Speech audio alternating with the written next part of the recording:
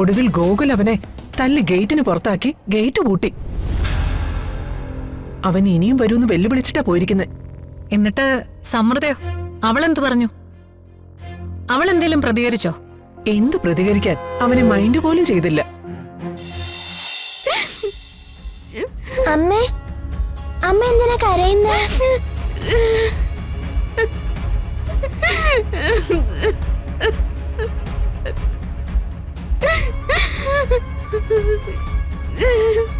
ആരാ അമ്മയോട് ബഹളം വെച്ച്? അച്ഛനാരെ വഴക്കുറയുന്ന കേട്ടല്ലോ. അമ്മയാണോ? അതിനാണോ അമ്മ കരയുന്നേ? കരയണ്ടാട്ടോ. ഇനി അമ്മ വഴക്ക് പറയരുതെന്ന് ഞാൻ അച്ഛനോട് പറയാം, കേട്ടോ?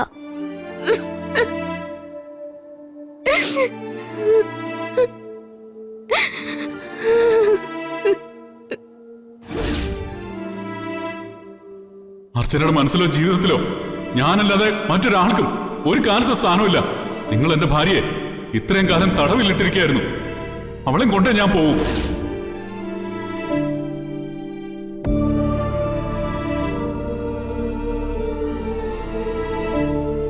മോനെ, അയാൾ എന്തൊക്കെയാ പറഞ്ഞിട്ട് പോയത്? അമ്പലത്തിലും വഴിയിലും ഇവിടെയൊക്കെ വന്ന് അയാൾ ഇത്രയൊക്കെ പറയണമെങ്കിൽ സമൃദ്ധ അയാൾക്ക് അറിയാമായിരിക്കോ?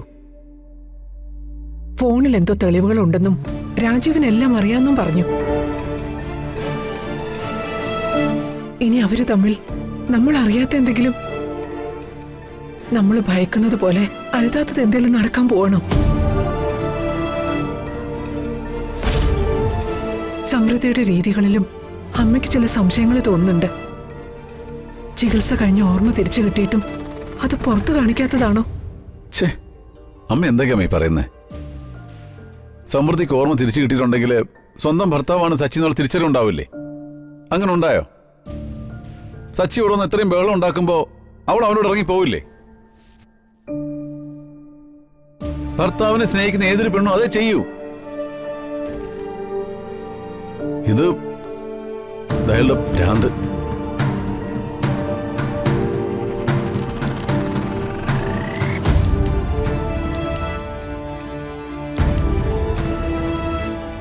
രാജീവേട്ടാ, രാജീവേട്ടനെല്ലാം അറിയാന്നല്ലേ അയാൾ പറഞ്ഞത്? അത് ശരിയാണോ? എനിക്ക് ഒന്നും അറിയില്ല. പിന്നെന്തിനാ അയാൾ അങ്ങനെ പറഞ്ഞത്? അത് എനിക്കെങ്ങനെ അറിയാം? ദേ രാജീവേട്ടാ, ഒരു കാര്യം ഞാൻ പറയാം. പോലീസുകാരുടെ കള്ളത്തിന് എന്നോട് കാണിക്കരുത്. മോനെ, ഈ വീട്ടിലെ ഇപ്പോഴത്തെ സാഹചര്യം മോനെ അറിയാലോ. എന്റെ മോന്റെ ജീവിതം ഒരു തുലാസി തൂങ്ങി ആടുകയാണിപ്പോ. സമൃദ്ധ കൂടി പോയാ അതോടെ എല്ലാം പോയി. പണ്ട് നിന്നെ ഞങ്ങൾ എതിർത്തിട്ടുണ്ട്. അന്ന് ശിശിരെ വിവാഹം കഴിച്ചു തരാൻ എനിക്കും ഗോകുലിനും ഒട്ടും ഇഷ്ടമല്ലായിരുന്നു. പക്ഷെ ഇപ്പോ നീ ഞങ്ങൾക്കെല്ലാം ഒരുപാട് പ്രിയപ്പെട്ടവനാ. ഗോകുല് നിന്നെ സ്വന്തം സഹോദരനെ പോലെ സ്നേഹിക്കുന്നത്. അവന്റെ ജീവിതം ഇല്ലാതായി പോവാൻ നീ ഒരിക്കലും ആഗ്രഹിക്കില്ലെന്ന് ഈ അമ്മയ്ക്കറിയാം. സത്യം മാത്രമേ അമ്മയുടെ മോൻ പറയാവൂ. സച്ചി പറഞ്ഞിട്ട് പോയതിൽ എന്തെങ്കിലും കാര്യമുണ്ടോ മോനെ?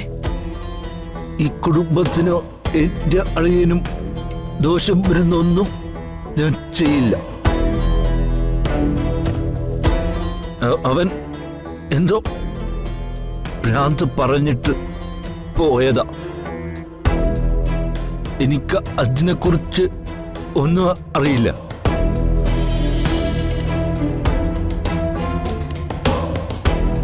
രാജീവേട്ടൻ പറഞ്ഞത് കേട്ടല്ലോ. ആ സച്ചിയുടെ തലയില് നല്ല നെല്ലിക്ക തളം വെക്കണം.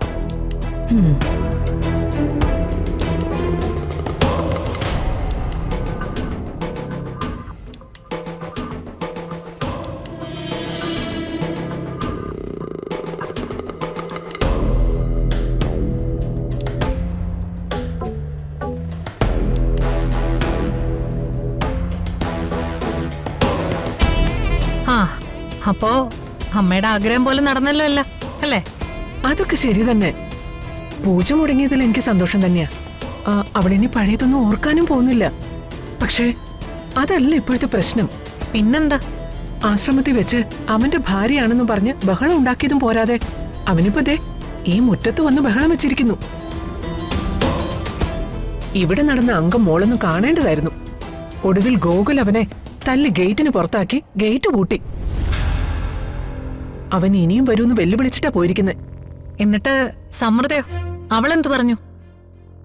അവളെന്തേലും പ്രതികരിച്ചോ? എന്തു പ്രതികരിക്കാൻ? അവനെ മൈൻഡ് പോലും ചെയ്തില്ല. അതിനവൾക്ക് എന്തെങ്കിലും ഓർമ്മയുണ്ടെങ്കിലല്ലേ. ഉം. അത് മാത്രല്ല, അവൻ ഇത് തന്നെയല്ലേ സ്ഥിരം പണി. കാണുന്ന എല്ലാ പെണ്ണുങ്ങളും അവന്റെ ഭാര്യയാണെന്ന് പറഞ്ഞ് പോയി കയ്യെ കയറി പിടിക്കുക. അതിന്റെ പേരിൽ പോലീസ് സ്റ്റേഷനിൽ കയറുക. അവൻ അങ്ങനെ ഒരുത്തനാ. എന്തായാലും അവനെ കൊണ്ട് ഇപ്പൊ ഞങ്ങൾക്കുണ്ടായത് ഒരു ഗുണം തന്നെയാ. ഓ, എന്റെ നെഞ്ചിനകത്ത് വെടിക്കെട്ട് നടക്കുമ്പോഴാ തൊള്ളയുടെ ഒരു സന്തോഷം. അവള് സച്ചി എങ്ങനെ തിരിച്ചറിഞ്ഞിരുന്നെങ്കിൽ പിന്നെ ഞാൻ വല്ല തീവണ്ടിയുടെ മുന്നിൽ ചാടി ചത്താ മതിയായിരുന്നു. അല്ല, മോളെന്താ ഒന്നും മിണ്ടാത്തെ? അത് പിന്നെ എങ്ങനെയായാലും അമ്മയുടെ പ്രാർത്ഥന ഫലിച്ചല്ലോ. എനിക്കിപ്പോഴാ മോളെ ജീവൻ നേരെ വീണത്. മോളെ ഞാൻ പിന്നെ വിളിക്കാം. ഉം. കാര്യങ്ങൾ വിശദമായിട്ട് പറയാനുണ്ട്. അപ്പൊ ശരിയേ, ഞാൻ വെക്കുവാ.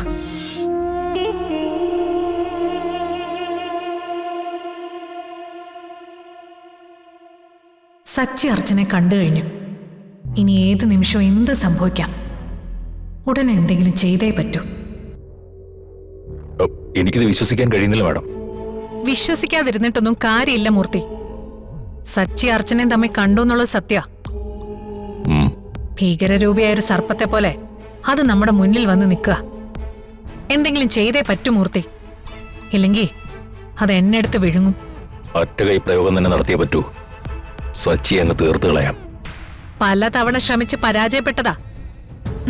ഇനി അത് പറ്റില്ല. തീരുമാനിച്ച തീർത്തിരിക്കണം. അത് ഞാൻ ഏറ്റു മാഡം. എന്ത് റിസ്ക് എടുത്തും ഞാനത് ചെയ്തിരിക്കും.